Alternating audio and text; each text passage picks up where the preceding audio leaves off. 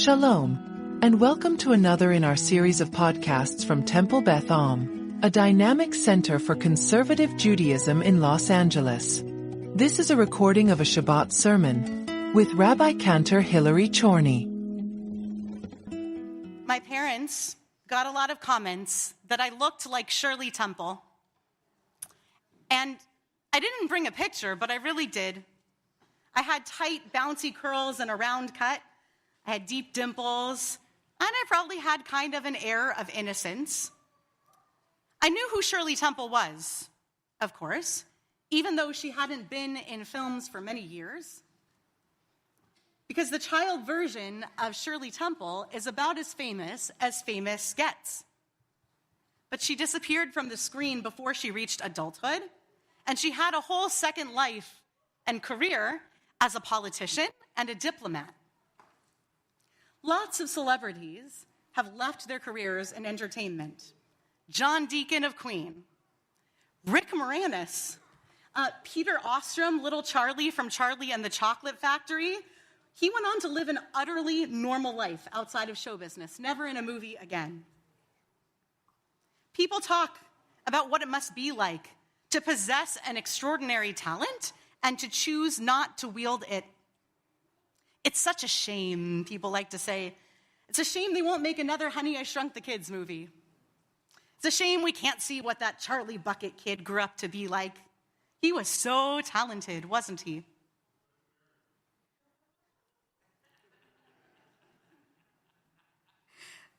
There's a commentary on our Parsha that speaks to this particular brand of disappointment. And it comes out of 15th century Spain from the Akedat Yitzchak. 6 days you should labor, and on the seventh day it should be sacred for you. Sheshet yamim ta'aseh malacha, u'v'yom hashvi'i yeh lachem kodesh Shabbat Shabbaton l'Adonai kol ha'oseh vo malacha yumat. It should be a Sabbath of Sabbaths. Anyone who does any work on it should be put to death. This commentator is disappointed in the idea that anyone would withhold great talents. It speaks to this idea that there might even be a wickedness in the behavior of a person of talent, say an artisan, who doesn't use every single talented bone in their body. The Akedat Yitzchak goes on to say, if an artisan ruins his reputation by failing to live up to what is expected of a man of his calling, how much more does man forfeit his claim to superior status in the universe if he fails to employ the talents with which he has been endowed? Every part of the human body is designed and exists for the performance of some distinct function. For the Akedat Yitzchak, talent is inextricable from the obligation to use that talent. Not a choice, but a mandate born of inherent giftedness. Oh, you're such a good painter, you have to paint. You sing so nicely, it's a shame you don't sing so much anymore. You know, you really should write another book. These are all the kinds of obligations to serve with one's great talents that are similar to the hints we get at the story of Bitzalel, also found in our Parsha, and about which Shaya taught so beautifully. V'asa Bitzalel v'Oholiav v'chol ish chacham lev. And Bitzalel and Oholiav and all the people with the know-how in their heart will, should, ought to do the work commanded by God in assembling the tabernacle. This kind of obligation is what I would refer to as voluntelling someone to do a task, suggesting that Bitzalel and Oholiav will certainly build the tabernacle because they were endowed with the talents to do so with beauty, and they were endowed to do it according to God's will. Chazal, our ancient rabbis, imagined that Bitzalel was just 13 years old when he was introduced as chief architect. A sweet bar mitzvah boy, his life's work announced in a press conference to the entire people of Israel. Not just a job, but a calling. When someone's vocation seems to be their destiny, when they're told or they feel that they were really born to do something, stepping away or trying to step away can be terrifying. Matthew McConaughey took a 2-year break from acting and he gave a memorable interview about his time away from the industry and subsequently considering a return. I will spare you my Matthew McConaughey impression. Dude, it was scary. I had long talks with my wife about needing to find a new vocation. I think I'm going to teach high school classes.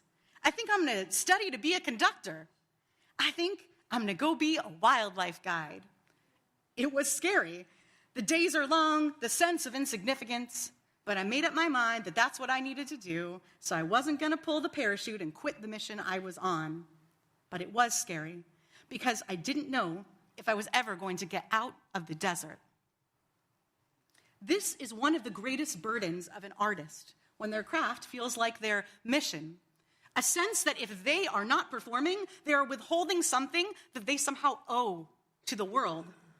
I think that this sense of do or die, create or fail, it extends to anybody who has a knack for producing stuff.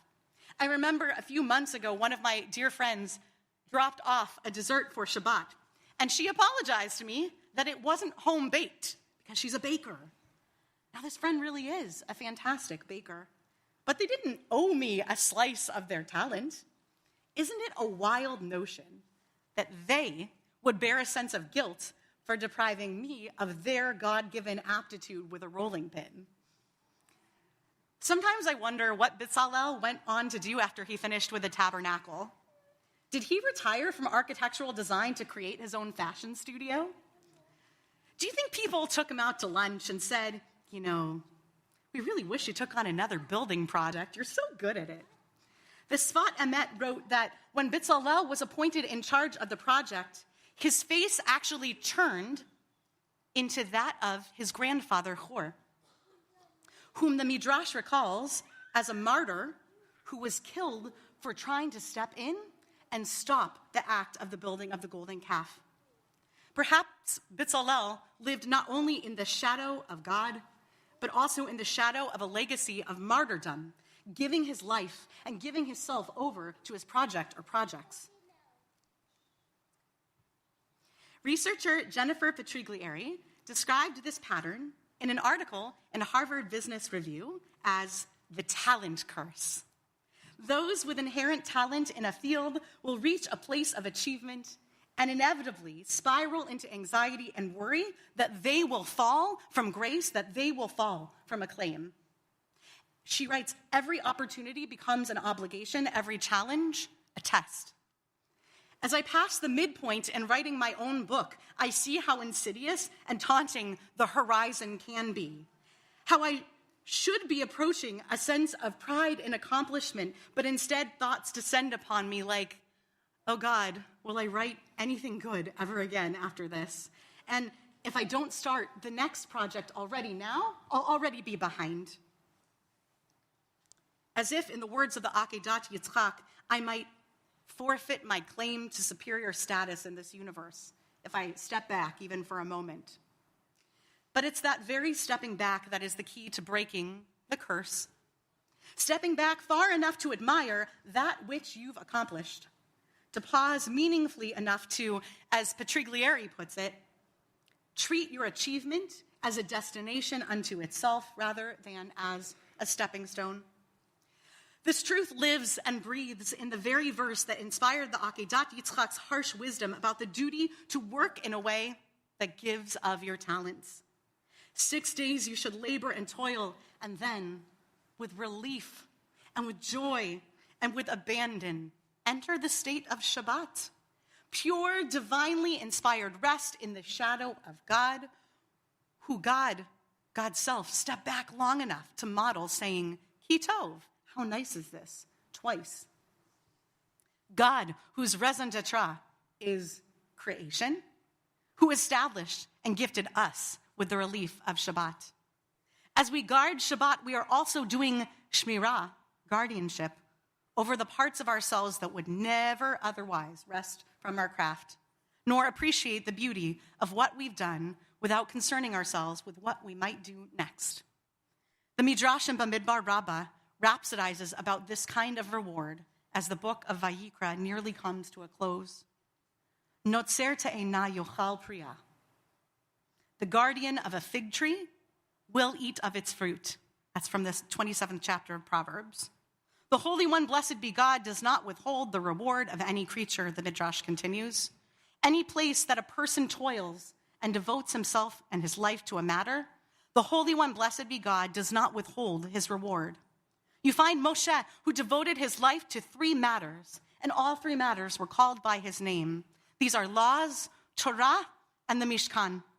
Therefore, it is written regarding each and every item as the Lord commanded Moshe, as he would not move from overseeing them.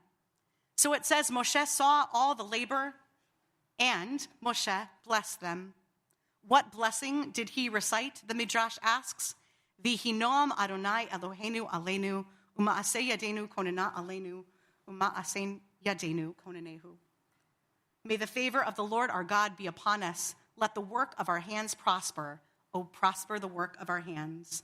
And so Moshe blessed them. May the divine presence rest upon your handiwork.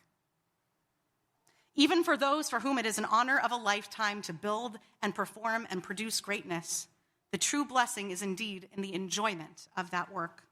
May we all be blessed to see the divine presence rest upon our handiwork, on our clean fridges, our child's bat mitzvah drash, our paintings, our books, and our pies. And may we have the gift and the strength to step back and rest and truly enjoy our handiwork as sweet as a fig. You've been listening to another in our series of podcasts from Temple Beth Am, a dynamic center for conservative Judaism in Los Angeles. If you enjoy these podcasts, we invite you to write a review on the Apple Podcast website or wherever you get your podcasts. For more information on Temple Beth Am, Los Angeles, go to www.tbala.org.